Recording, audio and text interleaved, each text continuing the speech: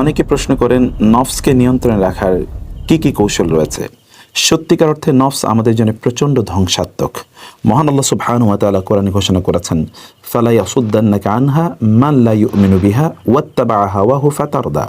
অর্থাৎ যে ব্যক্তি তার নফসকে অর্থাৎ তার প্রবৃত্তিকে, তার নিজের মনের আকাঙ্ক্ষা ইচ্ছা যা মনে চায় তাই তারা করে, সে ব্যক্তি অধপতিত হয়, তার ভয়ঙ্করভাবে পতন ঘটে এবং ধ্বংসের মুখে নিমজ্জিত হয়। মহান আল্লাহ সুবহানাহু ওয়া তাআলা বলেছেন, ওয়া আম্মা মান খাফা মাকামা রাব্বিহি ওয়া নাহান নাফসা আনিল হাওয়া ফাইনাল জান্নাতা হিয়াল মাওয়া। বিপরীত দিকে যে ব্যক্তি তার নফসকে, তার হাওয়াকে অর্থাৎ তার নিজের কুপ্রবৃত্তিকে নিয়ন্ত্রণ করতে পারে, জান্নাত হচ্ছে তার আশ্রয়স্থল, জান্নাতেই সে বসবাস করবে। তার জন্যে সেটিকে আল্লাহ সুবহানাহু ওয়া তাআলা তার জন্যে আবাসস্থল হিসেবে নির্ধারণ করেছেন। আল্লাহ সুবহানাহু ওয়া তাআলা বলেছেন, আফারাআইতা মানিত্তাখাযা ইলাহাহু হাওয়াহু। আপনি কি তার দিকে তাকিয়েছেন, তাকে দেখেছেন, তার বিষয়টি চিন্তা করেছেন যে তার নফসকে তার প্রভু অথবা তার ইলাহ বানিয়ে নিয়েছে। অনেকেই কিন্তু তাদের নফসের উপাসনা করে থাকেন, কিন্তু তিনি জানেন না যে তার নফসের উপাসনা তিনি কিভাবে করেন। যেমন ধরুন, আপনার মনে যা চায় আপনি তাই করেন। আপনার মনে যা চায় আপনি সেটি শরিয়ার কোনো মানদণ্ডে আপনি কখনোই সেটিকে বাজ বিচার করতে চান না। মনে চাইছে অতএব আপনি এটি করছেন। অনেকে তো এটাও বলে থাকে, আমি যা মনে চাই আমি তাই করি। এভাবে সে তার স্বাধীনতা অথবা এভাবেই সে তার আত্মম্ভরিতা, অহংকার ইত্যাদিকে জাহির করতে চায়। কিন্তু সত্যিকার অর্থে এই ব্যক্তি আসলে তার নফসের পূজারী, অর্থাৎ সে তার নফসের পূজা করছে। এই নফসের পূজা থেকে বা নফসের কুমন্ত্রণা থেকে আপনি কিভাবে নিজকে রক্ষা করবেন, নফসকে কিভাবে নিয়ন্ত্রণ করবেন, সেই কয়েকটি বিষয় কোরআন এবং সুন্নাহর আলোকে আপনাদের সামনে উপস্থাপন করতে চাই ইনশাআল্লাহ। প্রথমত হচ্ছে, নফসকে যদি আপনি নিয়ন্ত্রণ করতে চান তাহলে আপনাকে ফজরের সালাত জামাতের সাথে আদায় করতে হবে। সুবহানাল্লাহ, রাসূলুল্লাহ সাল্লাল্লাহু আলাইহি ওয়াসাল্লাম বলেছেন, যে ব্যক্তি ফজরের সালাত জামাতে আদায় করে সেই ব্যক্তি আল্লাহ সুবহানাহু ওয়া তাআলার জিম্মাদারিতে সারাদিন থাকে। আল্লাহ সুবহানাহু ওয়া তাআলার জিম্মাদারিতে কেউ যদি থাকে তাহলে কি তার নফস কখনোই তাকে কুপথে বা বিপথে তাকে অনুপ্রাণিত করতে পারবে? ইন্না নাফসা লাআম্মারাতুম বিসুই ইল্লা মান রাহিমা রাব্বি। আমার রব যার উপর রহম করেছে সে ছাড়া প্রত্যেকেই কিন্তু তার নফসের এই নফসে আম্মার অর্থাৎ তার নফস তাকে খারাপ কাজে উদ্বুদ্ধ করে থাকে। অতএব নফসকে যদি আপনি নিয়ন্ত্রণ করতে চান তাহলে আপনি ফজরে আপনি সালাতটিকে জামাতের সাথে আদায় করুন, ফজর পরে ঘুমাবেন না এবং সম্ভব হলে আপনি প্রয়োজনে দুপুরে একটু কায়লুলা করে নেবেন। রাসূলুল্লাহ সাল্লাল্লাহু আলাইহি ওয়াসাল্লাম বললেন, কিলু, তোমরা দুপুরে কায়লুলা করো, ফাইন্না শায়তানা লা ইয়াকিল, কারণ শয়তান তো আসলে দুপুরে কায়লুলা করে না, শয়তান দুপুরে বিশ্রাম নেয় না। অর্থাৎ দুপুরে সামান্যতম এতটুকুই কিছুক্ষণ 2, 4, 5 মিনিট, 10 মিনিট, আধা ঘন্টা কিছুক্ষণ চোখ বন্ধ করে রাখুন। কায়লুলা একদিকে সুন্নাহ পালন হবে, অন্যদিকে আপনার নিজকে নফসকে আপনি নিয়ন্ত্রণ করতে পারবেন ইনশাআল্লাহ। 2 নম্বর বিষয় হচ্ছে যে আপনি খাবারের পরিমাণ কমিয়ে দিন। দিনে সর্বোচ্চ আপনি 3 বার অথবা তার চেয়ে একটু বেশি খান, কিন্তু খাবারই যেন আপনার একমাত্র কারণ না হয়ে দাঁড়ায় বা একমাত্র আপনি বেঁচে আছেন কেন, you live for food, you live to eat. আপনি বেঁচে আছেন কেবলমাত্র খাওয়ার জন্য, এবং কোথায় কোন ধরনের খাবার পাওয়া যায় এগুলো নিয়ে কেবলমাত্র আপনি প্রতি মুহূর্তে ব্যস্ত রয়েছেন। এটি যদি হয় তাইলে আপনি আপনার নফসকে বরং আপনি উস্কে দিচ্ছেন। এই জন্যে আরবরা বলে থাকে যে সাম্মিন কালবাকা ইয়াকুলুক, অর্থাৎ তোমার নফসকে তুমি খাবার দাও প্রচুর, তাহলে এই নফসই তোমাকে কোনো এক সময় খেয়ে ফেলবে। এবং সত্যিকার অর্থে আমরা আমাদের নফসগুলোকে খাবার দিতে দিতে এমন একটি জায়গায় নিয়ে গিয়েছি যে এগুলো মোটা তাজা হয়ে গেছে, এখন এগুলোই আমাদেরকে নিয়ন্ত্রণ করে। নফসকে নিয়ন্ত্রণ করতে হলে তাকে খাবার কম দিন। এই জন্য ওমর রাদিয়াল্লাহু তাআলা আনহু একটি বিখ্যাত কথা আছে। ওমর রাদিয়াল্লাহু তাআলা আনহু তিনি বলেছেন যে তোমাদের ইয়াকুমুল বেতনা, তোমরা পেট পূজারীদের ব্যাপারে সাবধান থাকো, তোমাদের পেটের পূজা করা থেকে তোমরা সাবধান থাকো। কারণ তোমাদের পেট তোমাদের জন্য, যদি পেটটাকে প্রতি মুহূর্তে ভর্তি রাখো তাহলে এটি তোমাদেরকে সালাত থেকে অলস করে দেবে, তোমাদের শরীরকে এটি ক্ষতিগ্রস্ত করে দেবে এবং তোমাদেরকে মুআদ্দিয়াতুন ইলা সাকাম, অর্থাৎ বিভিন্ন ধরনের রোগ তোমাদের মধ্যে তৈরি করে দেবে। ওয়া আলাইকুম বিল কসদি ফি কুতিকুম, এবং তিনি বললেন তোমাদের খাদ্য গ্রহণের ক্ষেত্রে তোমরা মধ্যম পন্থা অবলম্বন করো। সেই জন্য আপনারা কেবলমাত্র খাবারের জন্যই বেঁচে থাকবেন না, এটির জন্য আপনার একমাত্র উদ্দেশ্য না হয় we eat to live, we don't live to eat. আমরা কেবলমাত্র বাঁচার জন্য খাই, আমরা খাবারের জন্য বাঁচি না। এই জন্যে হাদিস শেষে রাসূলুল্লাহ সাল্লাল্লাহু আলাইহি ওয়াসাল্লাম বলেছেন, আমরা এমন একটা সম্প্রদায়, আমরা যতক্ষণ পর্যন্ত ক্ষুধা না লাগে ততক্ষণ খাই না, আর যখন খাই তখন একেবারে পেট পূর্ণ করে আমরা খাই না। এটি উম্মাহ মুসলিমের একটি বৈশিষ্ট্য, অতএব এটিকে আপনারা করার চেষ্টা করবেন। তৃতীয় যে বিষয়টি হচ্ছে ততটুকু হচ্ছে যে প্রতিবেলা যখন যতটুকু খাবার আপনি গ্রহণ করবেন ততটুকুকে আপনি আপনার জন্য যথেষ্ট মনে করবেন, এবং সম্ভব সম্ভব হলে একটুকু কম খাবেন। অর্থাৎ আপনি কেবলমাত্র পেট ভর্তি করে যখনই খাচ্ছেন তখনই একেবারে পেট ভর্তি করে খাচ্ছেন। আপনি হয়তো বা 2বার 3বার বা 4বার এরকমই খাচ্ছেন আপনি, কিন্তু যখনই খাচ্ছেন তখন একেবারে পেট ভর্তি করে নাকের ডগা পূর্ণ করা পর্যন্ত আপনি খাবেন, এটি কখনো করবেন না। রাসূলুল্লাহ সাল্লাল্লাহু আলাইহি ওয়াসাল্লাম তিনি কি বলেছেন? তিনি বলেছেন যে সবচেয়ে নিকৃষ্ট মা মালা ইবনু আদামা ওয়াআন শাররা মিন বাতনি, একজন বানি আদম সবচেয়ে নিকৃষ্ট যে পাত্রটি পূর্ণ করে সেটি হচ্ছে তার পেট। অতএব পেটটাকে 3 ভাগ করার জন্য তিনি বলেছেন, 1 ভাগ আপনি খাদ্য দিয়ে পূর্ণ করা, অন্য ভাগ পানি দিয়ে পূর্ণ করা, এবং তৃতীয় ভাগটি আপনি যেন অক্সিজেনের জন্য, নিঃশ্বাস প্রশ্বাস এবং ডাইজেশনের জন্য সেটিকে যেন আপনি আলাদা করে রাখেন বলে রাসূলুল্লাহ সাল্লাল্লাহু আলাইহি ওয়াসাল্লাম বলেছেন। অতএব খাবারের সময় একটু কম খাওয়া। এবং বিশ্বাস করুন সালফে সালিন তারা বলতেন যাদের উপরের অংশ অর্থাৎ পেট যাদের পূর্ণ তাদের মাথা কিন্তু খালি থাকে, এবং যাদের পেট অপূর্ণ থাকে তাদের মাথা অর্থাৎ তাদের উপরের অংশ এটি জ্ঞান দ্বারা পূর্ণ থাকে। অতএব জ্ঞান দ্বারা পূর্ণ করতে হলে আপনাকে নিশ্চয়ই পেটটাকে কিছুটা হলেও খালি রাখতে হবে, অন্যথায় আপনি সেই পরিমাণ জ্ঞান অর্জন করতে পারবেন না। পঞ্চম যে বিষয়টি আপনাকে করতে হবে তাহলে যে সকাল সন্ধ্যা যিকির আজকার করুন, প্রোডাক্টিভিটি। সুবহানাল্লাহ, আপনি যদি প্রচণ্ড প্রোডাক্টিভ হতে চান তাহলে মহান রব যিনি আপনার মধ্যে প্রোডাক্টিভিটি তৈরি করে দেবেন তাকে স্মরণ করুন, যিকির আজকার করুন। সকালে যিকির কি, সন্ধ্যার যিকির কি? আপনি তো বলেন আসবাহানা ওয়া আসবাহাল মুলকু লিল্লাহ, আমসাইনা ওয়া আমসাল মুলকু লিল্লাহ। আপনি যদি আল্লাহ সুবহানাহু ওয়া তাআলার কাছেই আপনি সুপর্দ করেন আপনার নিজকে, তাইলে আপনি দেখবেন যে ইনশাআল্লাহ আপনার গোটা দিন এবং গোটা রাত ইনশাআল্লাহ আপনার জন্য প্রোডাক্টিভ হবে। অতএব সকাল এবং সন্ধ্যার যে জিকিরগুলো আছে সেই জিকিরগুলো মনোযোগ দিয়ে সেই জিকিরগুলো পড়তে থাকুন। আসবাহানা ওয়া আসবাহাল মুলকু লিল্লাহ, এরকম আরও অনেক জিকির আছে যেগুলো আপনি দেখতে পাবেন যে কোরআন এবং সুন্নাহ এই জিকিরগুলো আছে, সেগুলো আপনারা পড়বেন ইনশাআল্লাহ। ইশরাকের সালাত আদায়ের অভ্যাস করার জন্য আপনাদেরকে বলবো, ইশরাকের সালাত অথবা সালাতুদ দুহা রাসূলুল্লাহ সাল্লাল্লাহু আলাইহি ওয়াসাল্লাম তিনি বলেছেন কেউ যদি ইশরাকের সালাত আদায় করে তাইলে অর্থাৎ যেটি ফজরের পর সূর্য ওঠার প্রায় 13-15 বা 18-20 মিনিট 25 মিনিট পর আপনি পড়েন, তাইলে আপনার অতীতের সকল গুনাহ মাফ হয়ে যাবে। এবং আরেকটি হাদিস আছে যে হাদিসে কেউ কেউ কিছু দুর্বলতার কথা বললেও বিভিন্ন আপনার পদ্ধতির কারণে সেই হাদিসটি সহির মানদণ্ডে উত্তীর্ণ হয়। তা হচ্ছে রাসূলুল্লাহ সাল্লাল্লাহু আলাইহি ওয়াসাল্লাম কেউ বলেছেন কেউ যদি সালাতুল ইশরাক আদায় করে তাহলে সে একটা পরিপূর্ণ হজ এবং পরিপূর্ণ উমরা সওয়াব পাবে। সুবহানাল্লাহ, এর কি প্রোডাক্টিভিটি আপনি চিন্তা করে দেখুন তো।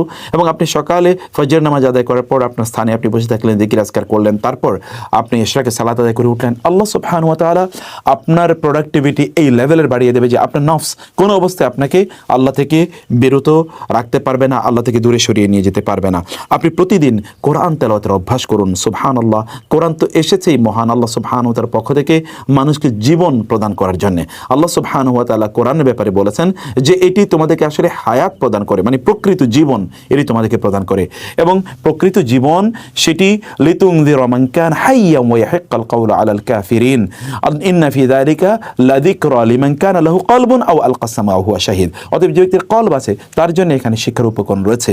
সেই ব্যক্তি তার নফসকে নিয়ন্ত্রণ করতে পারবে যেই ব্যক্তি এই কোরআনকে তেলাওয়াত করে। আল্লাহ সুবহানাহু ওয়া তাআলা বলেছেন এটি লিতুখরিজান নাস মিনাজ যুলুমাতি ইলান নূরি বিইذনি রাব্বি, যেন আপনাকে আল্লাহ সুবহানাহু ওয়া তাআলা কোরআন পাঠিয়েছেন যেন আপনাকে অন্ধকার থেকে আলোর পথে নিয়ে আসতে পারে। অতএব অন্ধকারের পথটি এটি হচ্ছে নফস আম্মারা এর পথ, আর যদি আপনি আলোর পথে আসতে চান তাহলে কোরআন আপনাকে আলোর পথে নিয়ে আসবে, যেটি নফস মুতমাইন্না এর পথ।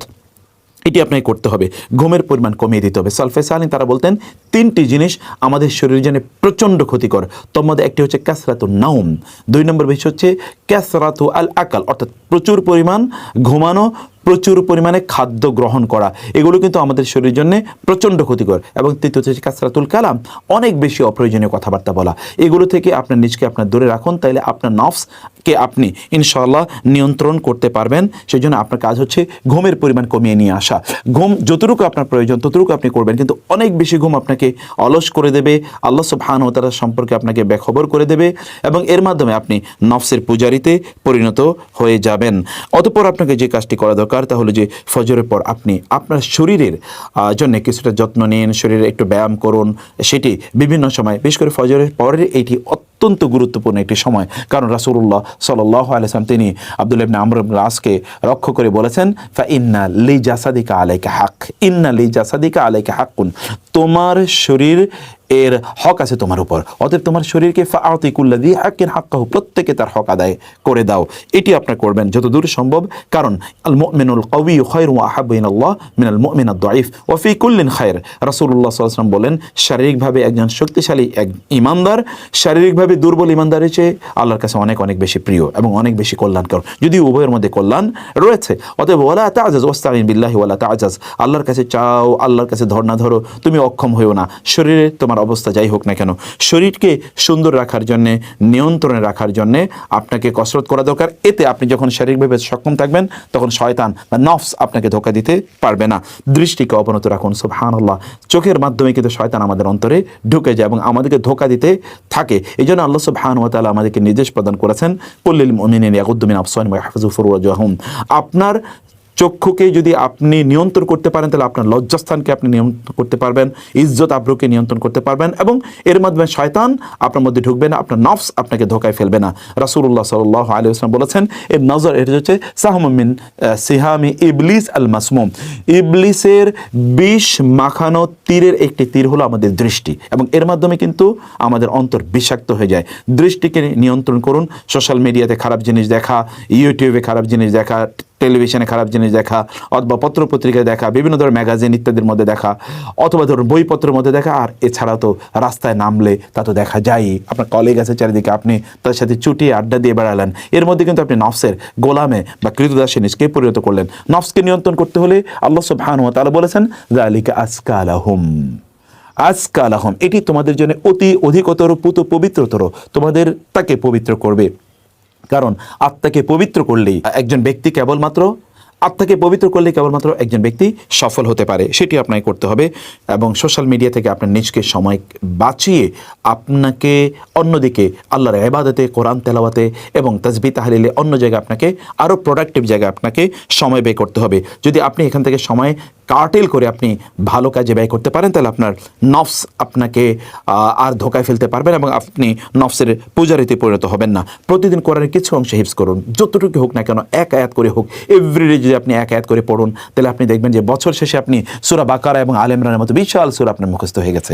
অতএব প্রতিদিন একটি করে আয়াত পড়ুন, বারবার পড়ুন, হাঁটতে পড়ুন, যখন গাড়িতে থাকবেন তখন পড়ুন, অফিসে যখন একটু সময় পাবেন, আপনি যখন একটু বিশ্রাম নেবেন, ঘুমাতে যাবেন, ঘুমের থেকে উঠে বিভিন্ন সময় আপনি আপনার ফ্রি টাইমগুলোতে কোরআন মুখস্থ করুন। চিন্তা করে দেখুন, কিয়ামতের দিন এই কোরআন আপনাকে সুপারিশ করে জান্নাতে নিয়ে যাবে। আর এই কোরআন আপনার মধ্যে প্রোডাক্টিভিটি তৈরি করার জন্য এসে, এই জন্য কোরআন যে ব্যক্তি হিফজ করতে পারে প্রচণ্ড প্রোডাক্টিভ হয়, নফসের পূজারিতে তারা হতেই পারে না। কারণ কোরআন তো আপনাকে প্রোটেকশন দেওয়ার জন্য এসছে, কোরআন আপনাকে এসেছে আপনাকে হেদায়েতের, ইন্না হাদাল কোরআন ইয়াহদি লিল্লাতি হিয়া আকওয়াম, কোরআন তো আপনাকে সবচেয়ে সর্বোত্তম পথ দেখানোর জন্য এসছে। কোরআনের সাথে লেগে থাকুন, কোরআন হিফজ করার চেষ্টা করুন ইনশাআল্লাহ, এবং প্রতিদিন টার্গেট করুন যে আপনি কতটুকু হিফজ করবেন। কমপক্ষে একটি করে আয়াত হিফজ করুন।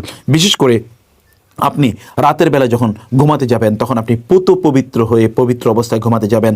রাতের বেলা ঘুমাতে যাওয়ার আগে আপনার যে সুন্নাহ কাজগুলো আছে সেগুলো আপনি বেশি বেশি করুন। সেটি কি তা করবেন আপনি রাসূলুল্লাহ সাল্লাল্লাহু আলাইহি ওয়াসাল্লাম যেমনটি বলেছেন, কেউ যদি রাতে ঘুমাতে যাওয়ার আগে তিনি যে কোরআন তেলাওয়াত করেন তাইলে তিনি লাম ইউকতাব মিনাল গাফিলিন, তাহলে সে গাফেলদের অন্তর্ভুক্ত হবে না। অতএব রাতে ঘুমানোর আগে পবিত্র হন, পবিত্র বিছানায় ঘুমাতে যান। তার আগে সম্ভব হলে 100 আয়াত অথবা কমপক্ষে 10টি আয়াত কোরআনের আয়াত মুখস্থ তেলাওয়াত করুন অথবা দেখে দেখে তেলাওয়াত করুন। অতঃপর আপনি শুয়ে সেখানে যে তাসবিহ তাহলিলগুলো আছে, যেমন ধরুন কুল হুয়াল্লাহু আহাদ, কুল আউযু বিল ফালাক, কুল আউযু বিন নাস এবং আয়াতুল কুরসি, এবং সেখানে আপনি সুবহানাল্লাহ, আলহামদুলিল্লাহ, আল্লাহু আকবার, এই যে তাসবিহগুলো আছে, যে তাসবিহ পড়ে আমাদেরকে ঘুমাতে হয়, এবং আপনি ঘুমাতে বিছানায় যাওয়ার যে দোয়াগুলো আছে সেই দোয়াগুলো আপনি পড়েই তারপরে ঘুমাতে যাবেন। তাইলে ইনশাআল্লাহ সূরাতুল বাকারার শেষের দুটো আয়াত আছে, সেই দুটো আয়াত পড়বেন। তাইলে ইনশাআল্লাহ আপনাকে নফসের যে কুমন্ত্রণা আছে এগুলো থেকে ইনশাআল্লাহ এই কোরআনই আপনাকে প্রোটেকশন প্রদান করবে। আল্লাহ সুবহানাহু ওয়া তাআলা আপনাকে প্রোটেকশন প্রদান করবেন ইনশাআল্লাহ। সম্ভব হলে প্রতিদিন তাহাজ্জুদে সালাত আদায় করুন। রাসূলুল্লাহ সাল্লাল্লাহু আলাইহি ওয়াসাল্লাম বলেন, জিবরিল আমার কাছে এসেছে এবং বলেছে যে এই তাহাজ্জুদ হচ্ছে শারাফুল লিল মুমিন, মুমিনের জন্য এটি একটি মর্যাদা। এবং রাসূলুল্লাহ সাল্লাল্লাহু আলাইহি ওয়াসাল্লাম তিনি বলেছেন, তাহাজ্জুদের সালাত কোন একজন ব্যক্তি যদি আদায় করে তাহলে পরবর্তী দিনগুলোতে তার কতটা কল্যাণ হবে। আপনি কোরআনের দিকে তাকালে সেটি দেখতে পাবেন। আল্লাহ সুবহানাহু ওয়া তাআলা তার রাসূলের ব্যাপারে বলেছেন, ইন্না লাকা ফিন নাহারি সাবহান তাওয়িলা। দিনের বেলা আপনার অনেক কাজ আছে, সেজন্য রাতের বেলা কিছু সময় আপনি আল্লাহ সুবহানাহু ওয়া তাআলার সামনে দাঁড়িয়ে সালাত আদায় করুন। দিনের কাজগুলোকে আল্লাহ সুবহানাহু ওয়া তাআলা আপনার জন্য সহজ করে দেবেন এবং নফসকে নিয়ন্ত্রণ করার জন্য এটি প্রচণ্ড গুরুত্বপূর্ণ।